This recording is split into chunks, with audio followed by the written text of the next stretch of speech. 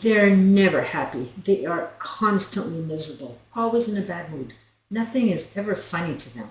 Nothing's ever fun for them. It is so frustrating. They bring your mood down just by their presence. And for them, it's always a problem for every solution. You try to fix something, they find another issue. You try to make a joke, they take it the wrong way. You try to connect, they withdraw. And after a while, you start asking yourself, what's this all about here? Why are they acting like this? So let's take a look. When someone has strong narcissistic traits, and I'm not talking about confidence here, I'm talking about chronic ego defense. What you're actually dealing with is someone who doesn't feel solid inside. They look solid, they sound confident, they act superior, but inside, it's a whole different ballgame. It's shaky. They have this constant pressure running in the background that says, I have to be admired, I have to be respected, I have to be seen as important, I can't be ordinary, I have to be seen as special, smarter, prettier, strong, or talented. And that's actually really exhausting for them, not to mention exhausting for you because you're constantly trying to take care of their needs just so that you can have some peace in your day. Imagine waking up every day needing the world to cooperate with your self-image. That's how their days start and continue all day long, which is why the smallest thing will set them off, because who can keep up with that? You didn't look impressed enough, you didn't respond fast enough, you disagreed, you were distracted, someone else got praise. To you, these are neutral events, but to them, it feels like erosion. And here's what most people don't get here. It doesn't just annoy them, it threatens them. Underneath that, arrogance is a very, very, very fragile ego. And fragile egos don't tolerate perceived rejection well, or rather at all. Now, understanding this doesn't excuse the behavior here, but it explains the constant misery. And also understanding it with compassion when you already don't feel a solid sense of self-worth can be damaging for you, because in this, you become who you are not just to appease them. You become someone who can't express your feelings, your wants, and your needs. You become someone who can't even share an amazing singer, for example, that you might have found online because they'll crush it. Or you're excited to share an article about something that you found fascinating and they turn it down, where you walk away with your head facing the floor. Even when the article is something that you knew they were interested in. I mean, a relationship is supposed to be all about sharing the good and the bad. But here's the difference. This is where it becomes really important. In a healthy relationship, both people can say, I'm struggling, I was wrong, that hurt me, I feel insecure, or I need you. There's mutual emotional risk. There's room for imperfection. There's space for repair. You share the good, the joy, the wins, the excitement, but you also share the bad, the stress, the fear, the doubt, the shame. And neither person weaponizes it either. Now, contrast that with what you've likely experienced or what you're still experiencing with someone highly narcissistic. The sharing is uneven. You are expected to absorb their bad moods. You are expected to carry their stress. You are expected to validate their insecurities, and you are expected to celebrate their wins. And loudly at that. Has to be a big deal. But when it's your turn, when you're tired, when you're overwhelmed, when you're insecure, when you need reassurance, suddenly you're too much. You're too sensitive. You're too emotional. You're too demanding. Or worse, your vulnerability gets stored and later used against you. That's not sharing. That's emotional extraction. A real relationship says, we both get to be human here. A narcissistic dynamic says, I get to be fragile, you get to be strong. And over time, that imbalance, it creates resentment and loneliness. Deep, deep loneliness. Because you can't bond without mutual vulnerability. You can't build intimacy if one person is always performing strength and the other is always absorbing instability. When someone can't tolerate their own shame, they can't sit with yours. When someone avoids their own insecurity, they can't hold yours safely. That's why it feels so lonely. even when you're not alone. You're not sharing life together. You're managing someone else's ego while suppressing your own emotional reality. If a relationship is about sharing the good and the bad, and one person refuses to share the bad honestly, refuses accountability, refuses vulnerability, then what are you actually in? You're in a performance, not a partnership.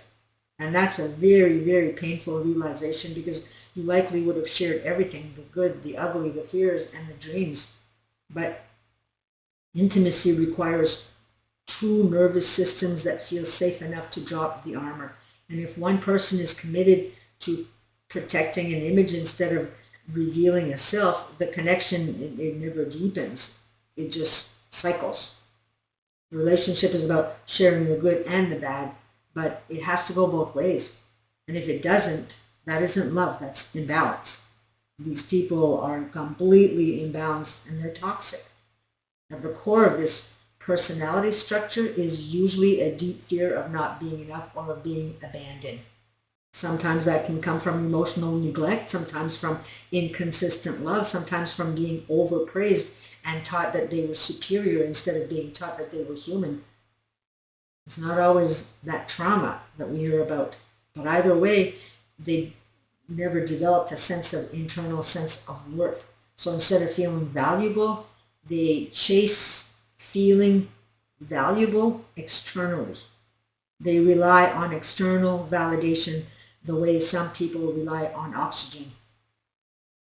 And at work, this can look like obsessing over recognition, over promotions, over titles. They often take credit for other people's ideas. They often subtly undermine coworkers. They might come home angry that someone else was acknowledged. And that's why you often find yourself walking on eggshells. You have no idea why they came home angry. They won't talk about it, but instead they'll make you afraid to ask. And you know the drill so well by now that you automatically avoid saying anything or asking anything, because you know that now a fight is going to ensue. And no matter how much time passes where you're being really careful, win they will, because they are determined to start a fight with you. It is extremely taxing on the nervous system. I just did a video on anxiety and how damaging it can get, so I'll leave a link down below, because I think it's really important to watch before the anxiety leads to consistent panic attacks and worse. And even on their not so bad days, you've probably witnessed this, the rant about the coworker, the obsession with being respected, the outrage over something that seemed minor. That's not confidence, that's insecurity dressed up as dominance. They're just never satisfied. Nothing is ever up to par for them. And here's the part that's rarely talked about. Somewhere deep down, they often know that they're performing. They know that they exaggerate. They know that they manipulate. They know that they're not being authentic. I mean, watch videos that you'll see diagnosed narcissists do on YouTube. They all admit it. And that awareness, it creates shame. But instead of sitting with shame, they convert it into anger, into blame, into resentment. It becomes easier to hate the world than to feel exposed in it. Now let's bring this into relationships. In the beginning, you probably felt chosen here, right? Elevated, idealized. You were everything that they ever wanted. The chemistry felt insane. You met your soulmate. It was magnetic. But what was really happening here is you were reflecting back admiration to them. You were feeding the part of them that needs to feel special. That's why the early stage feels intoxicating. But the second that you become human, the second that you have needs, boundaries, moods, distractions, something shifts, because now you're no longer perfectly mirroring them. And that's when the devaluation begins. You might start subtly, criticism, sarcasm, coldness, and withholding affection. Maybe the silent treatment, maybe gaslighting, maybe subtle punishments that you can't quite put your finger on. And you're left confused, trying to get back to the version of them that you first met. And that version was curated. Idealization isn't love, it is strategy. They idealize because it gives them control. If they define you as perfect, they control the narrative. And if you fall from that pedestal, they control the punishment. This cycle, the idealization, the devaluation, the intermittent affection creates trauma bonds. You start working harder.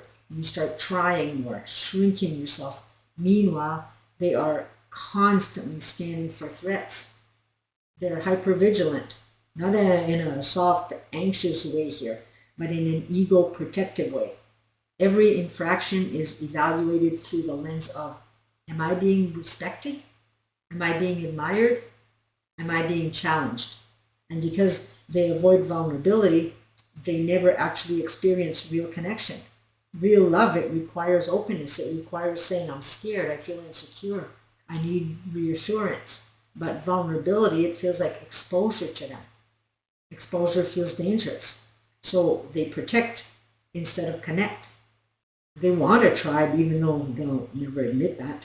They want belonging, but belonging requires mutuality, accountability, and emotional reciprocity. And that's where it breaks down. Relationships, they become transactional. What do you give me? How do you make me look? Do you validate me? So when validation dips, even briefly, the misery returns because the emptiness was never filled. It was only distracted. So yes, they are mostly always miserable. They're angry, they're jealous, they're resentful, they're hyper-aware of status. They're easily wounded, they're quick to blame. But the thing is you can't heal someone who refuses introspection. You can't validate someone into emotional maturity. And you can't love someone into self-worth. Sadly, this is where a lot of empathetic partners get stuck. You understand the wound, you see the childhood pain, and you start over-functioning. You give more reassurance, you walk on eggshells, you downplay your needs. You make excuses for their behavior. But compassion without boundaries, it becomes self-abandonment. So yes, their misery has roots. Yes, there may be trauma underneath it. Yes, there is insecurity behind the arrogance, but no matter, they are still responsible for how they treat you. You also had unmet needs. You also had childhood wounds, and yet you're trying to be self-aware, aren't you? You're trying to overcome.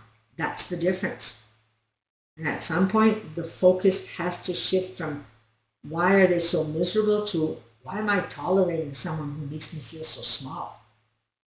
Because living in someone else's emotional storm is slowly going to erode your own sense of self.